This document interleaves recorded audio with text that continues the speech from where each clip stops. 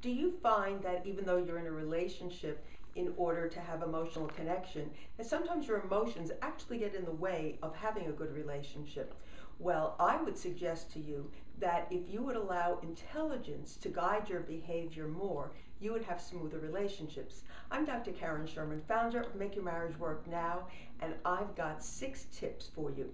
The first one is that you want to make sure that something that has happened recently does not interfere with the way that you respond to your mate. So let me give you an idea of what I'm speaking about. Let's say you've just heard some news coverage of something that was a horrible scam, and that's what's playing in your mind at the moment. That is not the time perhaps to talk about something important with your mate, because that's actually going to influence your energy and how you speak with your mate. Tip number 2 is that we all get into conflicts, and though it may not be fair fighting that your mate says something that's not really very nice during the fight, it would be best if you did not grab the rope, if you did not get responsive to it. Take a deep breath and realize that you have a choice. And what you might want to do instead is remember the essence of who your partner is.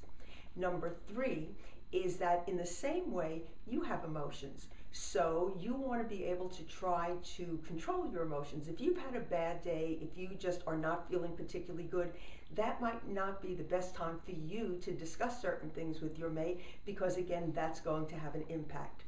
Tip number 4 is that you want to stay present in your relationship. And here's what I mean by that. We've all had certain beliefs that we've learned in our family of origin or, in our childhood. Well, your mate is not necessarily going to follow along with those belief systems. So for instance, let's say for whatever reason your parents weren't trustworthy.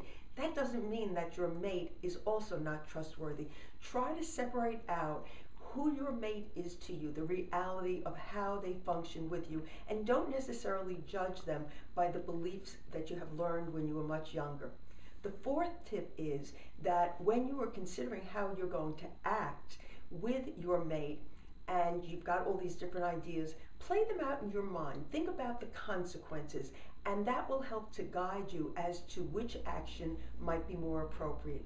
And the last tip is to realize that the first thought that you have as far as how you're going to act is probably going to be an emotional one. And so allow that possibility to sit with you for a while, to see if that's the one you really want to take, and be open to other possibilities, either ones that come up for you, or speak to some people to see if they have some other ideas. And again, the more that you allow intelligence to guide your behavior, the more that you will have a good emotional connection. I have lots more tips for you. Come on over to my site, makeyourmarriageworknow.com, for both married couples and committed couples.